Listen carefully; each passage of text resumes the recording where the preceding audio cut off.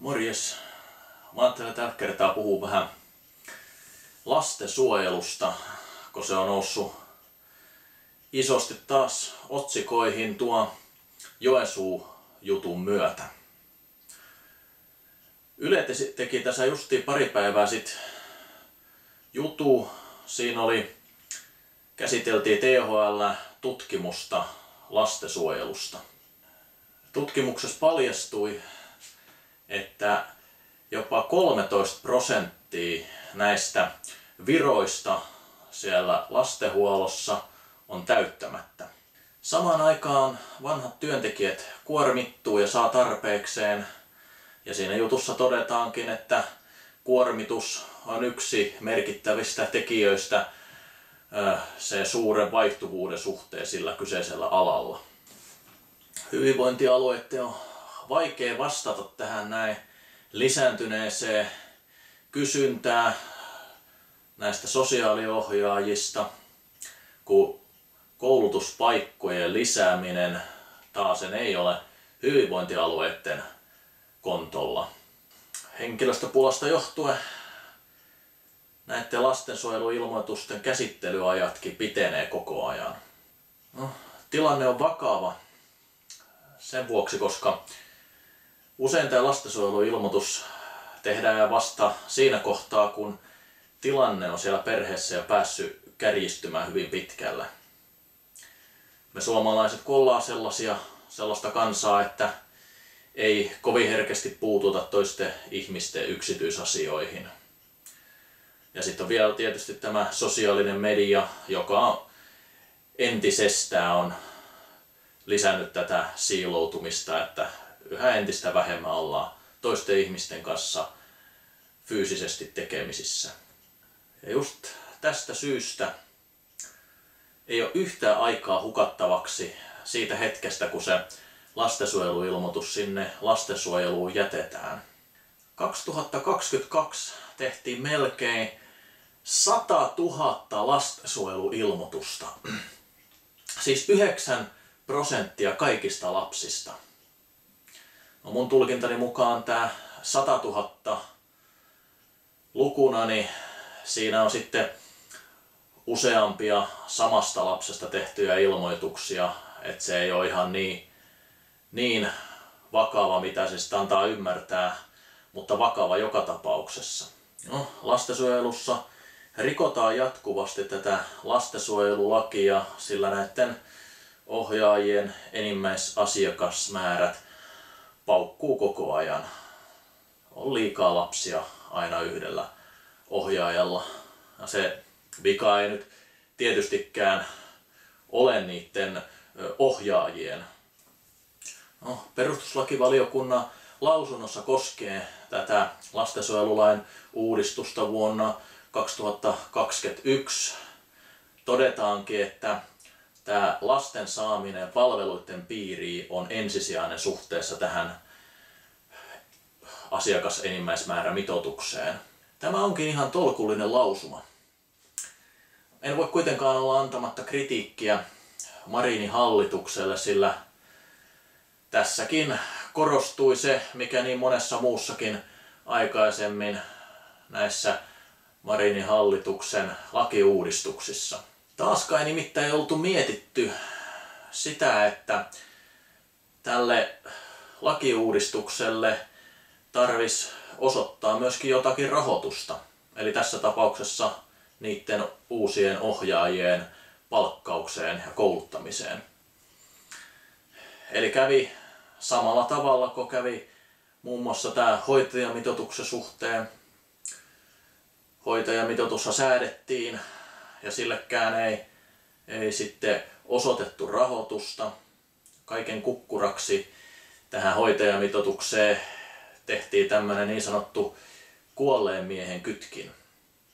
Eli siihen ei siis ollut määrätty rahoitusta. Ja sitten tämä hoitajamitoituksen voimaantulo asetettiin siten, että se astuu voimaan vasta Marinia seuraavan hallituksen aikana, jolloin kaikki kustannukset kaatuu heidän niskaansa.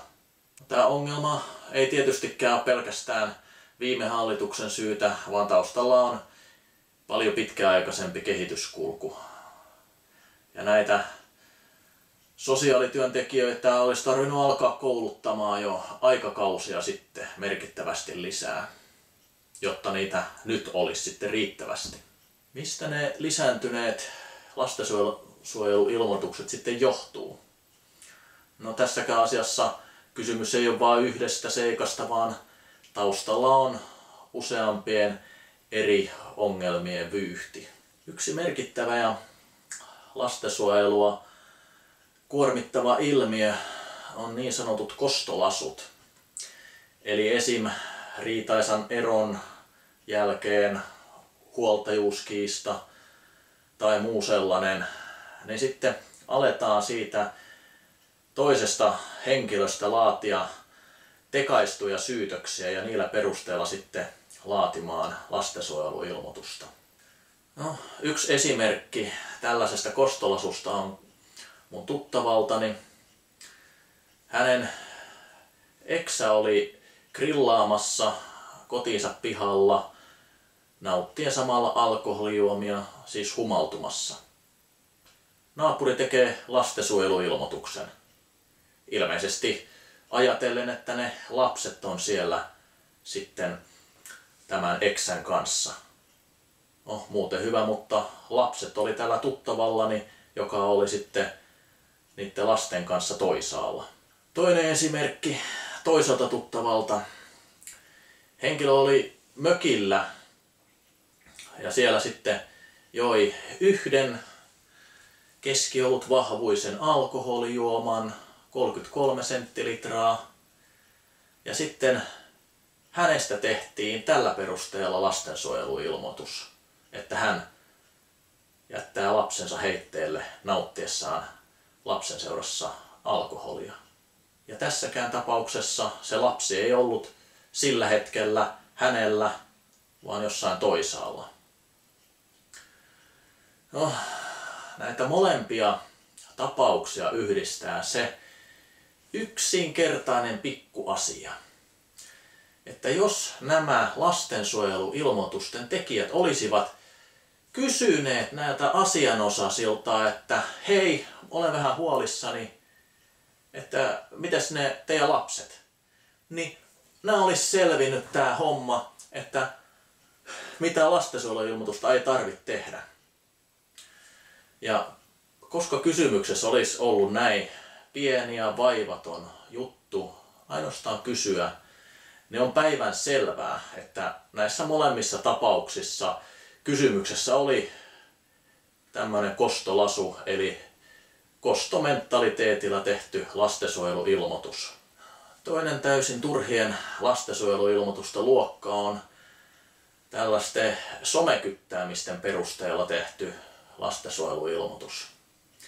Eli siellä sitten esimerkiksi jotkut sosiaalisen median seuraajat kyttää sitä henkilön sosiaalisen median syötettä ja sitten mahdollisesti huomaa sieltä esim. Tilanteen, jossa tämä aikuinen sitten lapsen kanssa polttaa vaikka tähtisädetikkua, niin sitten tällä perusteella katsotaan, että jostakin tekaistusta velvollisuuden tunnosta, että no niin, tämä on nyt sitten lapsen edun vastaista ja heitteelle jättöä, täysin holtitonta toimintaa, tehdään lastensuojeluilmoitus.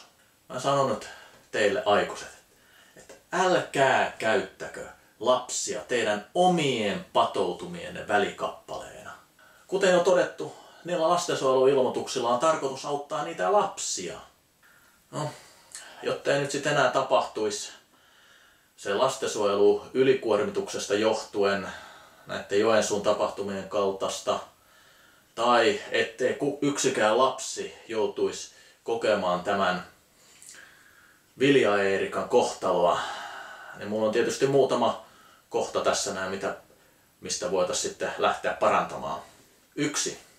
Turhista kostomentaliteetillä tehdyistä lastensuojeluilmoituksista on seurattava joku sanktio, eli siis rahallinen sakko.